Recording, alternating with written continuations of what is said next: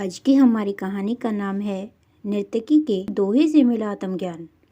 एक राजा को राज करते काफ़ी समय हो गया था। बाल भी सफ़ेद होने लगे थे।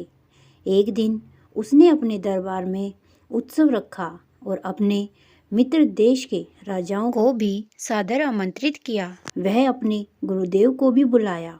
उत्सव को रोचक बनाने के लिए राज्य की सुप्रसिद्ध नर्तकी को भी बुलाया गया। राजा ने कुछ स्वर्ण मुद्राएं अपने गुरुजी को भी दी ताकि नर्तकी के अच्छे गीत वह नृत्य पर वे भी उसे पुरस्कार दे सकें। सारी रात नृत्य चलता रहा। ब्रह्म मृत्यु की बेला आई। नर्तकी ने देखा कि मेरा तबले वाला उग रहा है और तबले वाले को सावधान करना जरूरी है, वरना राजा का क्या भरोसा दंड दे दे। तो उसको जगाने के लिए नर्तकी ने एक दोहा पढ़ा। घनी गई थोड़ी रही या में पल पल जाए, एक पल के कारणे यूं ना कलंक लगाए। अब इस दोहे का अलग अलग व्यक्तियों ने अपने अनुरूप अर्थ निकाला। तबले वाला सतर्क होकर बजाने लगा। जब यह दोहा गुरुजी ने सुना तो गुरुजी ने सारी मोहरें उस नर्तकी को अर्पण कर दी। दोहा सुनते ही राजकुमारी ने भी अपना नौलखा हार नर्तकी को भेंट कर दिया। दोहा सुनते ही राजा के युवराज ने भी अपना मुकुट उतारकर नर्तकी को समर्पित कर दिया। राजा बहुत ही अचंभित हो गया। सोचने लगा, रात भर से नृत्य चल रहा है, पर यह क्या? अचानक एक दोहे से सब अपनी मूल्यवान वस्तु बहुत ही खुश होकर नर्तकी को समर्पित कर रहे हैं। राजा सिंहासन से उठा और नर्तकी से बोला, एक दोहे द्वारा एक सामान्य नर्तकी होकर तुमने सबको लूट लिया है। जब यह बात राजा के गुरु ने सुनी तो गुरु के नेत्रों में आंसू आ गए और गुरुजी कहने लगे, राजा, इसको सामान्य नर्तकी मत कह, ये अब मेरी गुरु बन गई है, क्योंकि इसके दोहे ने मेरी आंखें खोल दी हैं।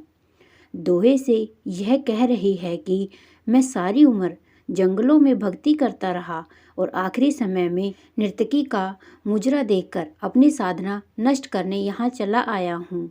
भाई मैं तो चला। यह कहकर गुरुजी तो अपना कमंडल उठाकर जंगल की ओर चल पड़े। राजा की लड़की ने कहा, पिताजी, मैं जवान हो गई हूँ, आप आंखें बंद किए बैठे हैं। मेरा विवाह नहीं कर रहे थे। आज रात मैं अपने महावत के साथ भागकर अपना जीवन बर्बाद करने वाली थी, लेकिन इस नर्तकी के दोहे ने मुझे स्मृति दी कि जल्दबाजी न कर, हो सकता है तेरा विवाह कल हो जाए। क्यों अपने पिता को कलंकित करने पर तुली है? युवराज ने कहा, महाराज, आप वृद्ध हो चुके हैं, फिर भी मुझे राज नहीं दे रहे थे। मैं आज रात ही आपके सिपाहियों से मिलकर आपको मारने वाला था, लेकिन इस दोहे ने समझाया कि पगले, आज नहीं तो कल आखिर राज तो तुम्हें ही मिलना है। क्यों अपने पिता के खून का कलंक अपने सिर पर लेता है? थोड़ा धैर्य रख। जब ये सब बातें राजा ने सुनी तो राजा को भी आत्मज्ञान हो गया। राजा के मन में वैराग्य आ गया। राजा ने तुरंत फैसला लिया, क्यों ना मैं अभी युवराज का राज तिलक कर दूं।